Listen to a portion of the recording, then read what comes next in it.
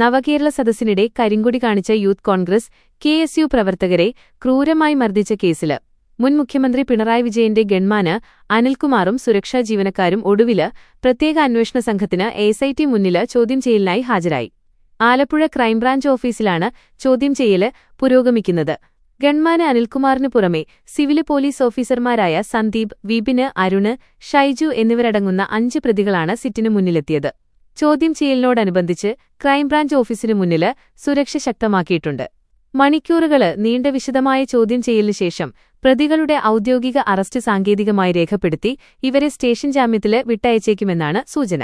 ചോദ്യം ചെയ്യലില് രാഷ്ട്രീയ വൈരാഗ്യത്തിന്റെ പേരില് പുതിയ UDF സർക്കാര് തങ്ങളെ വേട്ടയാടുകയാണെന്ന കടുത്ത പ്രതിരോധമാണ് പ്രതികൾ ഉയർത്തിയത്. അന്ന് മുഖ്യമന്ത്രി പിണറായി വിജയന് നേരെ വലിയ സുരക്ഷാ ഭീഷണിയുണ്ടായിരുന്നതിനാലാണ് ഇടപെട്ടതെന്നാണ് ഗൺമാൻ അനിൽകുമാർ മൊഴി നൽകിയത്. അനിൽകുമാറിന്റെ മൊഴിയിൽ നിന്ന് മുഖ്യമന്ത്രി സഞ്ചരിച്ച ബസ്സിനു നേരെ കരിങ്കൊടിയുമായി പ്രതിഷേധക്കാര് ചാടിവീഴുകയായിരുന്നു. അദ്ദേഹത്തിന് നേരെ വലിയ സുരക്ഷാ ഭീഷണി അന്നുണ്ടായിരുന്നു. മുഖ്യമന്ത്രിയുടെ ജീവന് സംരക്ഷിക്കുക എന്നത് മാത്രമായിരുന്നു സുരക്ഷാ ഉദ്യോഗസ്ഥർ എന്ന നിലയിൽ ഞങ്ങളുടെ ലക്ഷ്യം. ആ ഡ്യൂട്ടി മാത്രമാണ് അന്ന് നിർവഹിച്ചത്. 21 ലക്ഷത്തോളം സന്തുഷ്ടരായ ഉപഭോക്താക്കളും 2 ലക്ഷത്തോളം തിമിര ശസ്ത്രക്രിയകളും പൂർത്തിയാക്കിയ മലബാറിലെ ഏക കണ്ണാശുപത്രി Al Salama eye hospital, hospital road, Perinthalmanna.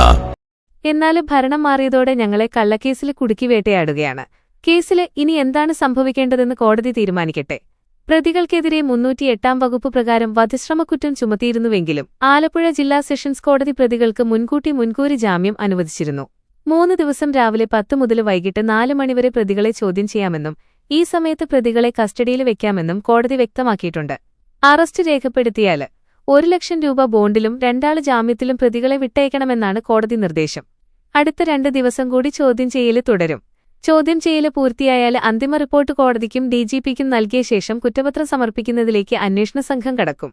2023 December 15-നാണ് AD Thomas, MAL, youth Congress സംസ്ഥാന general secretary advocate Ajay Juval, Kuriakose എന്നിവരെ മുഖ്യമന്ത്രിയുടെ സുരക്ഷാ സംഘം തല്ലിച്ചതച്ചത്. കേട്ടുകേൾവിയില്ലാത്ത ഈ അക്രമത്തെ മുൻ ഭരണകാലത്ത് പിണറായി വിജയൻ രക്ഷാപ്രവർത്തനം എന്ന് വിളിച്ച് ന്യായീകരിച്ചിരുന്നു.